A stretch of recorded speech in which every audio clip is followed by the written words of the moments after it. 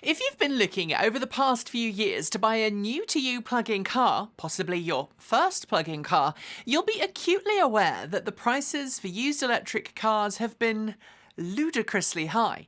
We've seen auto dealers add incredible markups on vehicles with significant miles on the clock, often making them more expensive on the used car market than their original MSRP.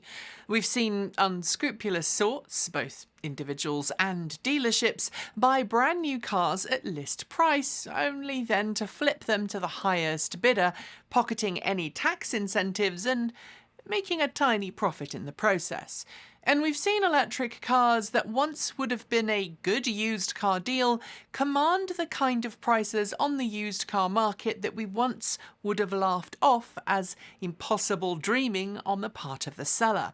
Luckily though, prices are now starting to drop in the used car marketplace as automakers start to shake off parts supply constraints for new models and new electric vehicles become more readily available.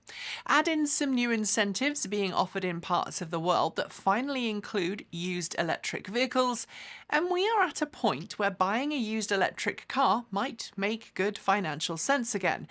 So today, and thanks to those of you who nudged us in this direction, we're going to give you some tips and tricks behind finding your ideal used EV, give you some pointers on what to look out for, and most importantly, show you how to become the success kid after you've dumped the pump for a plug. Yes!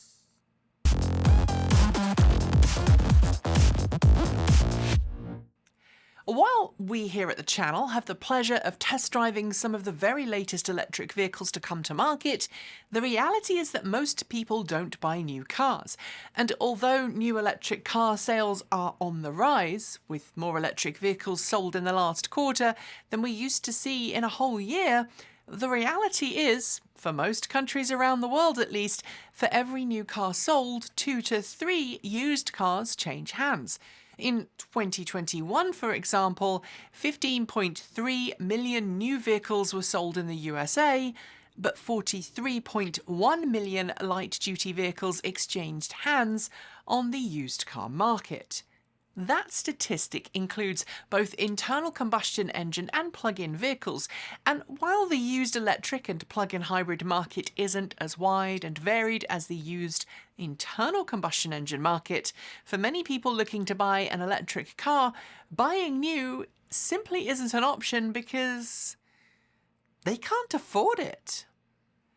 And yes, I know that there are people watching this video who will wail and gnash their teeth and scream that cars like the Tesla Model 3 with its recently lowered price tag, or in fact any other number of similarly priced EVs, are the epitome of affordability. But if you're someone who views a $30,000 to $40,000 car as affordable, you are in the minority of people who buy new. It's also worth noting that quoting the average price of a new car is also very unhelpful here because of that aforementioned statistic. If the average price of a new car is now far more than the entry-level price of many new EVs, it doesn't mean that an average person can afford it. It means that of those who can afford to buy a new car, most are now paying more than the entry-level sticker price of many new EVs. As usual, context is king. Know your needs. Before you can get behind the wheel of a new-to-you EV, you should do some homework. At the top of your list is knowing your own needs and requirements for a new-to-you plug-in. Spend a few weeks to a month recording details about your daily car use. Figure out exactly where you go over the course of that time and how many miles or kilometers you cover per trip and per day. Assuming you have access to at-home charging, or maybe you have a charging station near to home that you can use, that data will help you figure out what your bare minimum requirements are for daily use. Most people assume that they need 200 plus miles of range, but unless you're well outside of the average driver, the chances are that you rarely cover more than 40 miles or 64 kilometers in any given day. Even the days that you do more will likely fall well under 70 miles or 100 kilometers. Of course, in addition to knowing your mileage requirements, knowing what space you need to carry things is also kind of important. But I hope that is obviously something you've already thought of. Know your budget. This is a financial one that many people overlook, especially if they get stuck in a mindset where they found that perfect plug-in and desperately want to buy one no matter what. Knowing your financial budget long before you start shopping will help avoid heartache, and it will help you make sure that your head helps make the smart choice.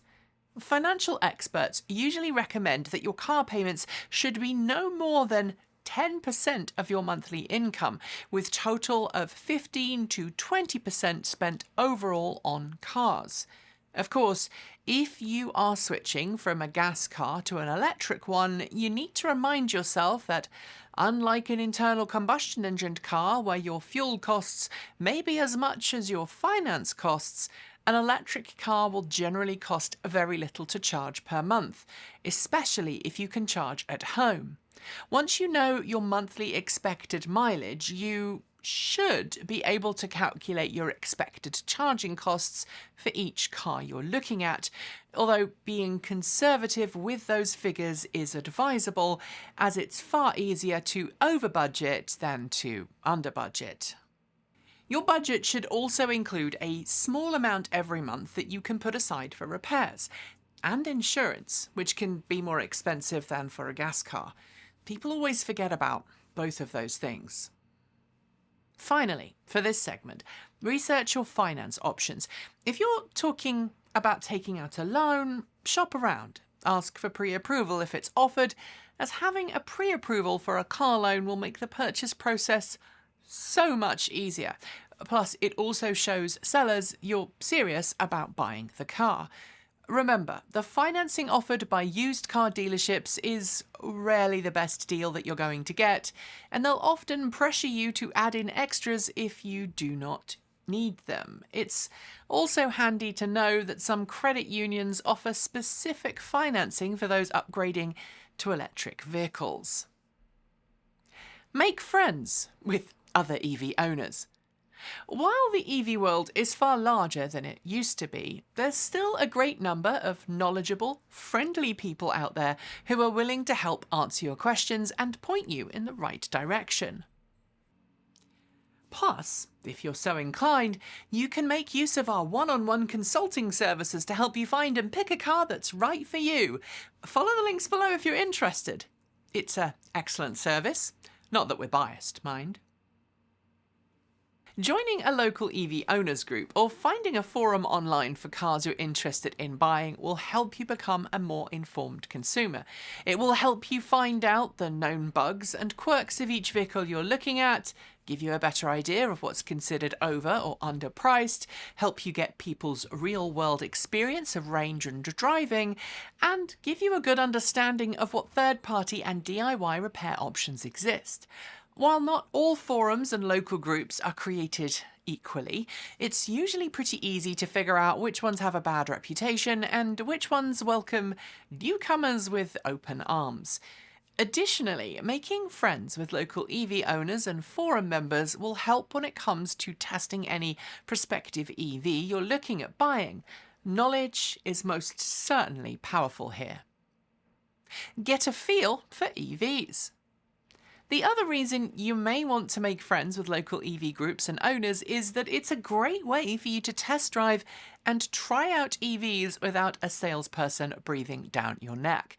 If you've made friends with local EV owners, you'll find this a lot easier. But you can also attend many ride and drive events that happen throughout the year and are hosted by groups like Plug-in America or the Electric Vehicle Association, EVA for short. Try to get behind the wheel of as many electric vehicles as possible to get a good idea of what's available.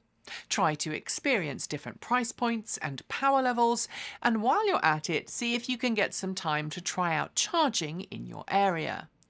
Understanding how the charging networks operate before buying will help alleviate a whole heap of anxiety, and having a friendly face with you when you do this is not only empowering, but terribly confidence building. It's also super important to play with charging before you buy as well. Most salespeople aren't going to be interested in your own education and often lack important knowledge anyway. Really, they just want you to pay them. Find out your local incentives.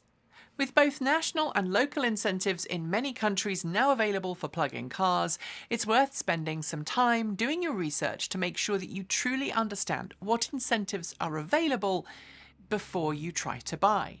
Used incentive programs are less common than new car incentive programs, and they also tend to have different requirements. Here in Oregon, for example, there are both income and vehicle spec requirements that determine if you can get a rebate and indeed how much of a rebate you can get. As we recently pointed out in a video about buying a new Tesla Model 3 for peanuts, link below, most news outlets omit the nuance, so spending an afternoon checking out the actual rules and asking someone knowledgeable about it is preferable than buying an EV and then discovering that you need to find more money than you thought you did to make those monthly payments.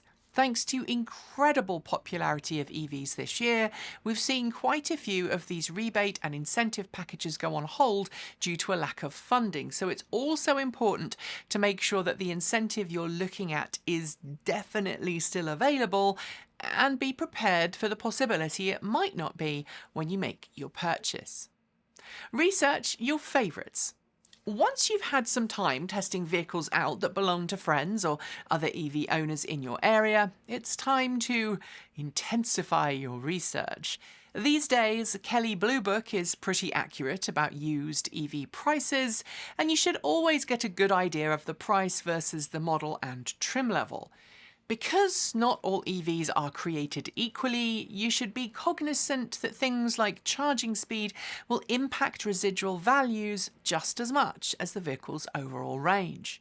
Make sure too that you've also researched common problems, which is where owners' forums and local groups come into their own. Common problems usually result in long forum threads, often with helpful resolutions posted near the end. And of course, you'll also likely find some uncommon problems listed in shorter forum posts, which may be scary, but still worthwhile paying attention to. Forums are also a great way to find out which local dealerships and garages are happy to work on your vehicle. For example, if a local dealership engages in ridiculous price gouging, it's unlikely to have an affordable, honest service department, while a dealership that abides by MSRP and offers clear pricing is probably going to be a better and safer bet. With this information, you're going to be ready to plan the next part of your used EV journey. Take your time. Just like it's always easier finding a job when you have a job, it's always easier finding a car when you still have your old one. So be ready to take your time when it comes to finding that right car for you. Unless you're after a really niche electric vehicle that was made in limited numbers, in which case the chances are you're a really enthusiastic DIYer who doesn't mind getting their hands dirty if the one car that's for sale isn't working right, you should hold out for a car that meets your specific ideal price, specifications and mileage. Oh, and remember that even for some fairly recent EVs, the Chevrolet Bolt EV is a good example, DC rapid charging was an option. So if you're looking for a vehicle with rapid charging, be sure to ask questions to make sure that that vehicle does have it, particularly if it's a distance away, and be prepared for disappointment. Sometimes used car dealers have no idea what rapid charging or fast charging is and think that all EVs have it. Knowing the market, what's available, for what price, and how much you can afford really all helps you pace yourself. There's no point scrambling to buy that high mileage Nissan Leaf 250 miles away that has a pretty high sticker price because it's the first one you've seen for sale. Instead, patience and persistence is key, and unless your existing transportation is no longer functioning, you should take your time to make the right decision for you. Plan a comprehensive test drive. When you've finally found a car that you think looks good, plan an extensive test drive route that includes different types of road. Communicate to the seller that you'd like to do more than a trip around the block and ask them to partially charge up the car before you arrive. Most sellers will be more than happy to let you take the car for a good half hour or so, and in that time you should be able to get in a good mix of roads. If possible, ask to test the charging of the car as well, either at a fast charging station, ideally, or a slower charging station like a Type 2. While it's not common, I have heard horror stories about people who have purchased EVs with either broken fast charging or broken level 2 charging, and you really do not want to get stuck with a car that doesn't charge exactly as it should. All of this, by the way, is one of those points where you get to pick off the dealerships and private sellers who really aren't worth your time. If the person selling the car can't charge it up, won't charge it up, or won't let you test the charging, you probably have a problem. Oh, and asking for a partial charge is better than getting a full charge because obviously you can test the fast charging more effectively if the battery isn't nearly full. Driving on different roads also helps you check for problems with the transmission, steering and suspension, all of which can wear on older, higher mileage vehicles. Take a dongle and a knowledgeable friend. Remember those friends I told you to make earlier on in this video? They are now going to be really useful when it comes to the test drive. Having someone with you who knows the car's make and model will really help you better evaluate how the car is performing. It will help you identify problems more quickly, and it will help you avoid getting taken advantage of. While you're at it, make sure you ask them to bring an OBD2 dongle with them, if they have one, to check the car's state of health using the diagnostics port. Or maybe buy one yourself. Some cars, like the Nissan Leaf, even tell you via the onboard diagnostics how many fast charging sessions have occurred during the vehicle's lifetime and how well balanced the battery pack is.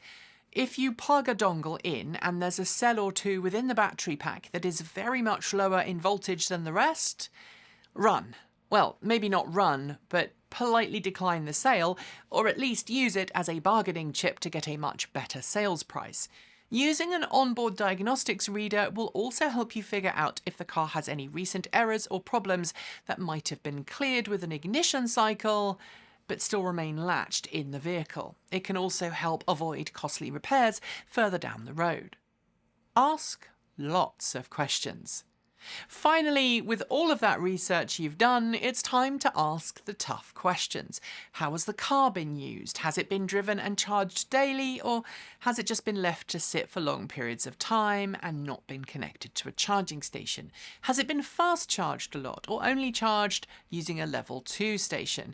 And how frequently has the car been serviced? While servicing needs for electric vehicles are less than for internal combustion engine cars, a vehicle with a comprehensive service record is generally better cared for than one without. That's true for any type of vehicle, electric or otherwise. Checking for recall work and asking if the car has been in an accident is also super important. And of course, if it is a Chevrolet Bolt EV, check to see if it's had the battery pack replacement, because that's a super valuable thing that will hopefully means the car enjoys many, many more miles with nary a problem. When you're satisfied with the answers and the test drive and inspection all works out, then it's time to get yourself into that EV. Here's hoping you enjoy your new ride as much as I've enjoyed helping you find it, and keep your eyes peeled for a future video on which EVs are hot in the used car EV marketplace right now. And on that note, we are done with today's video. If you have comments, drop us a polite note in the Discord chat room, on Mastodon, or if you are a Patreon supporter, in the comments there. If you want more, subscribe, hit the bell, and follow the links below to regularly support us with a YouTube membership or a Patreon subscription. You'll also find links to our Ko-fi, Bitcoin and Swag store, as well as that aforementioned Mastodon server. Scrolling on my right is the list of amazing charged up supporters, and shoutouts go out to our V2G Patreon supporters: Pedro Mora Pinheiro, Alan Tapa, Andrew Martin, Bennett Elder, Brophy Wolf, Chris Maxwell, Cyprien Laplace, Dan Blair, Gordon C, Hey Eska, John Trammell, Kyle Fox, Mark Eggleton, Peter Dillinger, Regine Fellows, Sean Tucker, Stefan Fremgen, Stephen Williams, Taslet in the Gong, Paul Bricknell, Tony Moss, Carl Hodgson, Chris Asentar, Denny Hyde, Lance Schlall, Linda Irish, Mark Weeder and Paul Nelson. And finally, big thanks to our off-grid supporters, Paul Conway, Kevin Burrowbridge, Stephen O'Donoghue, Jim Bonas, Robert Flannery, Aaron Hahn, Ellery Hensley, Rory Litwin, JP Fagerback, Dave Kitchen, Andrew Glenn, Anonymous Freak, Chris and Michael Johnson, Clay Witt, CPU Freak 101, Eric Knack, Joe Bresney, Joe Hughes, John Henderson, Laura Reynolds, Marcel Ward, Matthew Drobnak, Nigel S., Reggie Watts, Will Graylian, and of course, Ian. Don't forget that we make videos every Monday, Wednesday, Friday and Saturday on the main channel, plus Sundays we are over on Take 2 with our Chicken and Garden and Sunday Musings. And with that, I hope you enjoy the rest of your day. I'll see you soon, and as always, keep evolving!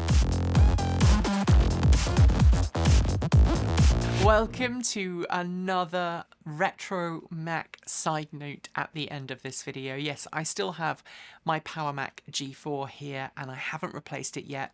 We've just been busy. We were reviewing a car this week, but I figured that I would give you a little bit of a insight into how I got into working with classic Macs, because I grew up in a family with absolutely no computers. The only computer we had at home was my sister's Atari ST-FM. It was a 520. She got it when she went to university in 1989, and I was 15 years younger than my eldest sister, and I remember playing a few games with her on that. But we didn't have a computer in the house until I actually left for music college, and my parents bought an iMac in 1998 so they could keep in contact with me via email. No, I got my teeth cut on classic Macs effectively thanks to my high school, the Hewitt School in Norwich, which I used to go to, and I don't think exists anymore. If you're a local, please tell me if it's still around. I used to be in the music department all the time, and they had Macs in the music department. And the head of music used to let students take Macs home during the school holidays, which I started doing from the age of 16 through until I left at 18. And I taught myself a lot about Macs and how they worked. And then, of course, when I went to music school, fixing Macs and selling them to my fellow college students was one of my side hustles.